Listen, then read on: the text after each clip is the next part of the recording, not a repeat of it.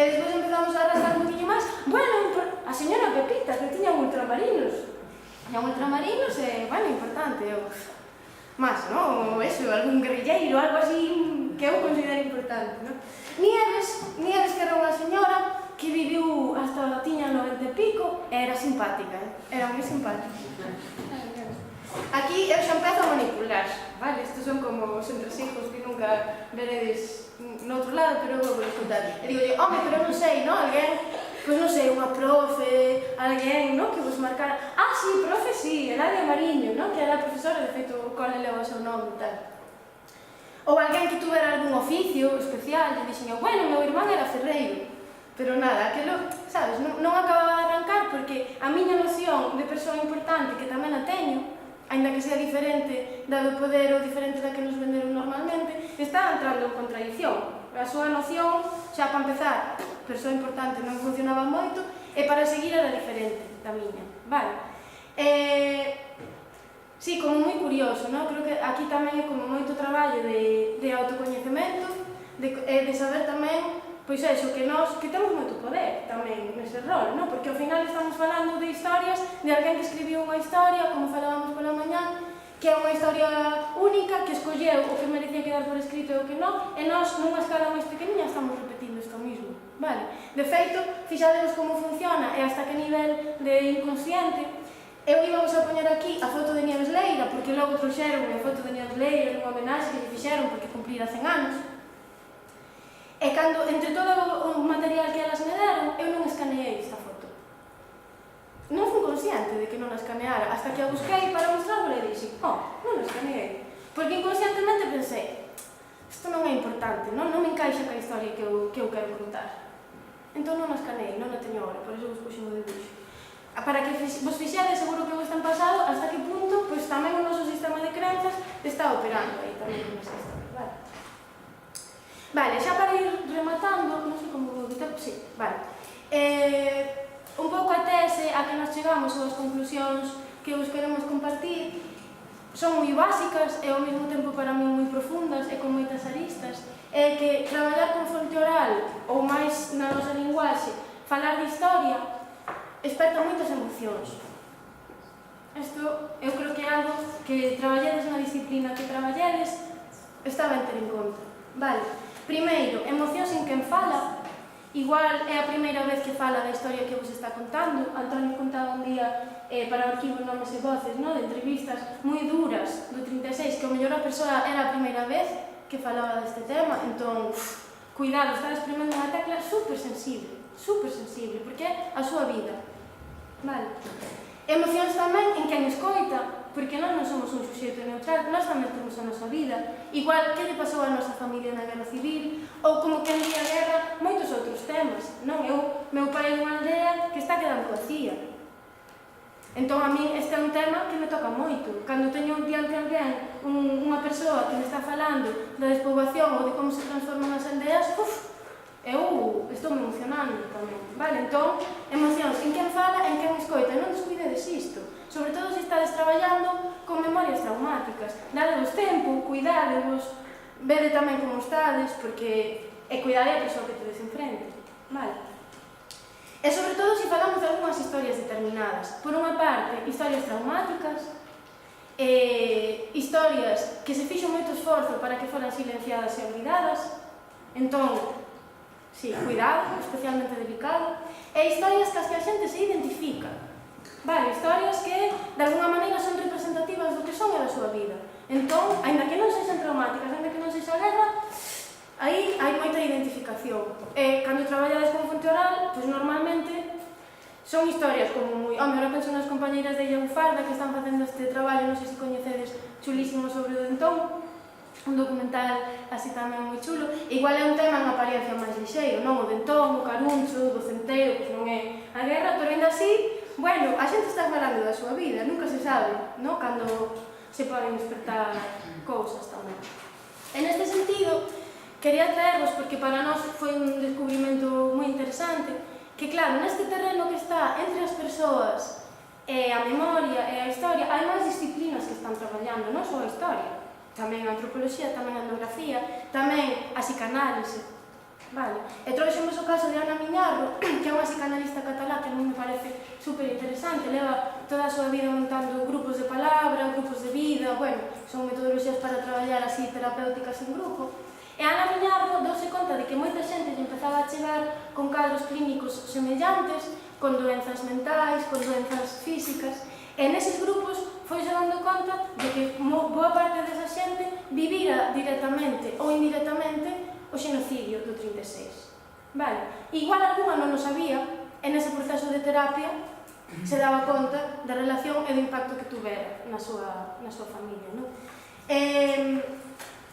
E aí empezou a interesarse pola historia. Ten unha tese que a mí me parece super... Tese non unha tese de escribir, como unha... Sí. Hipótese que a mí me parece moi interesante, que ela di que a xente que traballa a psicanálise neste estado a ano 2019 ten que saber de historia. Ten que saber de historia, ten que saber desde onde está preguntando e o que pasou. Eu dou a volta e digo, a xente que traballamos desde a historia temos que saber de emocións. Porque isto é así, igual non temos que estudiar a carreira de psicología, non? Pero, bueno, estar un pouco sensibles e receptivas a este tema, formarnos en algún momento si podemos, porque, xa digo, estamos entrando en terrenos moi pantanosos, que están comestos polas silvas, vale? Que está, que ali, pois non se entrou, porque aquí non se fixo ningún tipo de elaboración da memoria. Entón, nun camiño comesto polas silvas, con un bolivic ou con un ordenador, bueno, hai que ter as ferramentas tamén, vale, para entrar. E a miña recomenda tamén, bueno, este é un caso moi concreto, pero, bueno, para que vexades tamén o impacto, non? Que ela, desde que puxeron este chip tamén de, vale, espérate, a historia, non? Que tamén facía como, bueno, esas sesións de terapia que ela facía, ela tan salida, ela dicía, teño salido con febre de algunhas das conversas, porque realmente hai moita emoción contida, está nos corpos tamén. Vale, entón, bueno, como tamén atención a toda esta dimensión.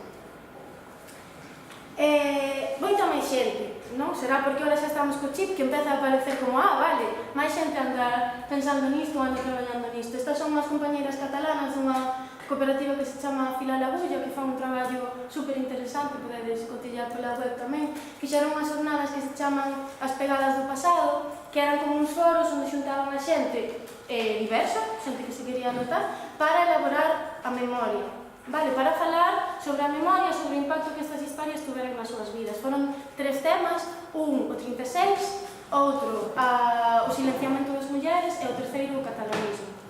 Claro, xa vos imaginades, non? Canto hai aí contigo tamén.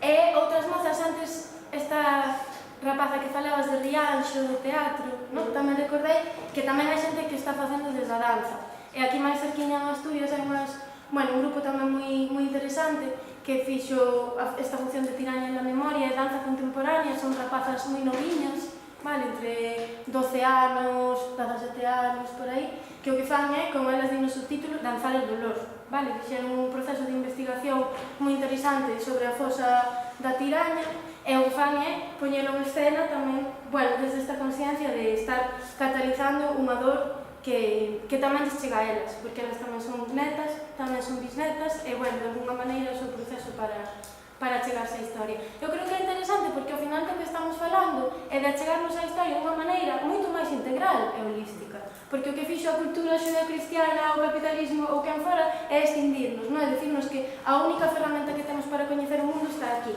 E iso non é certo. O mundo, o presente e o pasado impactanos nos nosos corpos e temos cicatrices de todo o que pasa, e ao mesmo tempo achegarnos a ese mundo non é posible só desde aquí, porque estamos perdendo outras dimensións nas que tamén hai muitísima información. Vale, entón para min é como abrir unha xanela e un convite a hai máis información, non? E hai máis maneiras de chegar a elas. Igual non somos terapeutas, somos historiadoras, pero, bueno, como empezar a sensibilizarnos con todo o que hai aí, que me parece interesante. E xa para rematar, esta diapositiva iba a quitala, pero, bueno, creo que conecta con algo que se comentou pola mañá, entón mantívela. Claro, está este debate que hoxe se inventou, supoño que a xente que estades aquí lle dades valor á fonte oral, senón non estaríades nestas xornadas, non? Pero hai como este debate de se a fonte oral ten valor, non ten valor, a respecto de outras fontes. Claro, para min, obviamente ten valor, o que queda por escrito é só unha parte moi pequeniña da historia, despois hai moito máis, entón, como non vai ter valor, falar que as persoas e intentar acceder a outras informacións, Pero non é só que teña valor, é que é importantísimo a nivel social falar de historia. É importantísimo porque, para empezar, hai unha xeración que se nos está morrendo e que ten información que precisa compartir e nós precisamos escoitar para entender o noso mundo e o noso contexto. Ademais, claro, este sistema capitalista, eu non sei, tampouco estudei este tema, pero é un nivel de ruptura co pasado que eu non sei se estudou algunha outra vez na historia. Vale, porque o que vexo nos obradoiros é que os cativos andaban misturados cos vellos, andaban misturados ás idades diferentes, contábanse moitos contos, pola noite, polo día, mentras traballaban. Entón, a información circulaba moito máis para saber quen son tamén e para saber o lugar no que viven. Isto ahora non pasa. Vale, entón, para mí é como moi importante desde as disciplinas que fagamos, pero empezar a abrir fendas aí nesta relación co pasado. E tamén porque vivimos un xenocidio e houve políticas explícitas organizadas e ben pensadas para borrar para a memoria. Entón, bueno, como temos que entrar aí, xente, o que nos toca a nosa xeración tamén, porque senón, e isto é algo que tamén estudian desde a psicanálise, podemos non ser conscientes porque non nos lo contaron, porque hai moitos silencios aí detrás, pero o corpo está aí. Pode manifestarse a través de dores, pode manifestarse a través de moitas formas distintas, pero estamos en unha cadea de transmisión para as nosas fillas. Entón, isto tamén é como, vale, vamos a revisar o pasado, vamos a ver o que pasou, e desde aí, como decía Andrés pola mañá, que queremos facer con isto, non? Como tamén para transformar. O dibuixo que vos traigo, li hai pouquiño nunha entrevista a Silvia Rivera Cusicanqui, que se non a coñecedes, a nivel de historia oral, bueno, creo que é un referente moi chulo, que ela decía que na cultura aimara, e non só, porque eu tamén o ira do Xapón, na súa cosmovisión, o pasado está adiante, porque é o que podes ver, é o que ten forma, e o futuro está detrás, porque ti estás de costas e é unha masa informe que non sabes o que é, non? Parece moi interesante esta maneira de darlle a volta, non? Porque para nós o futuro está adiante, non? Como planificar, e nadie se ocupa do pasado. Bueno, podemos ser historiadoras, pero a nivel social hai como un nivel de desmemoria moi grande, non? Entón, como xirarnos, dar a volta, poder tecer ben todo iso que pasou, e, bueno, o que vai pasar, pois a saber, non? Hai cambio climático, igual o planeta se acaba mañá, pero polo menos o que pasou antes, pois telo un poquinho como máis fiado. Sí, e creo que vou a deixar aquí. Muy bien, muchas gracias.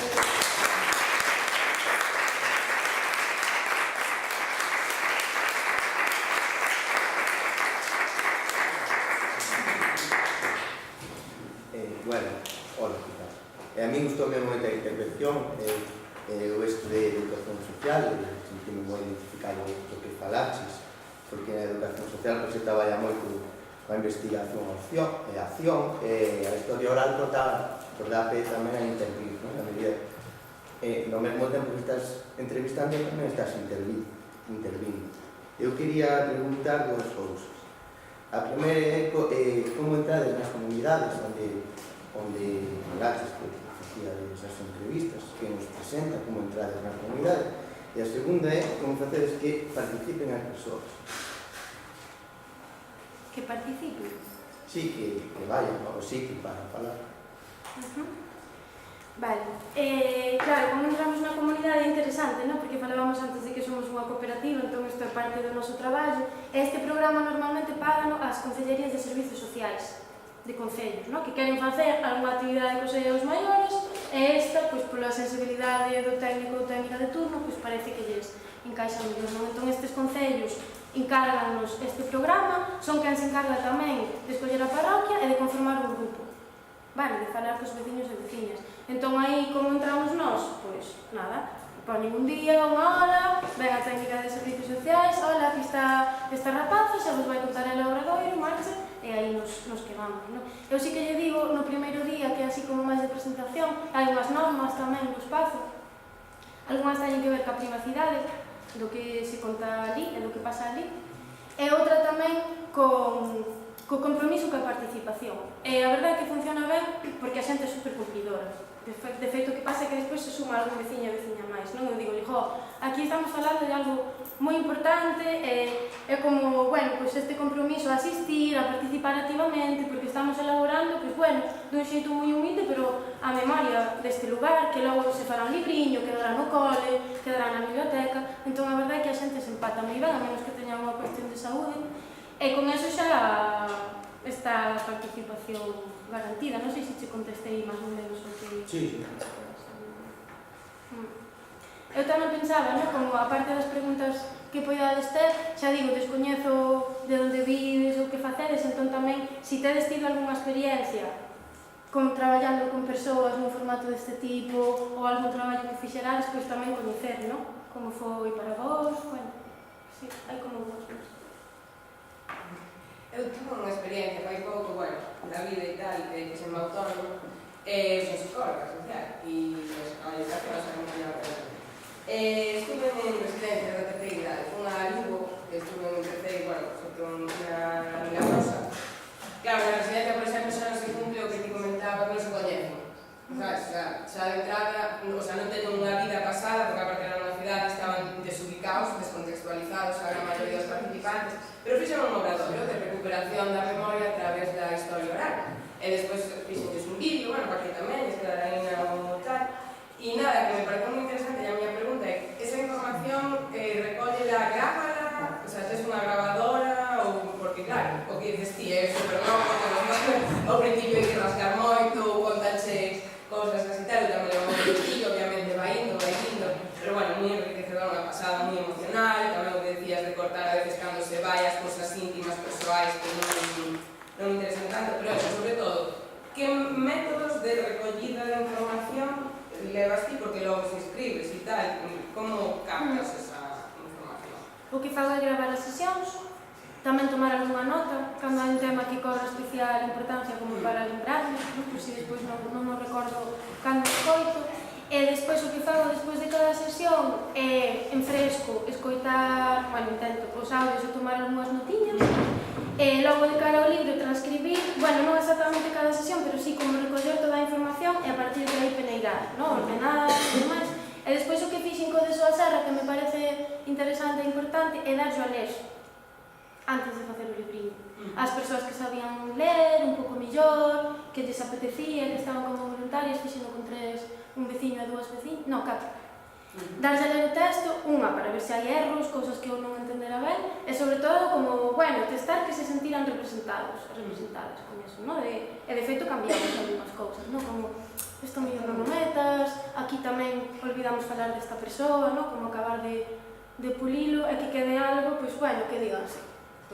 Sí, isto dixámoslo nós, non? Isto somos nós.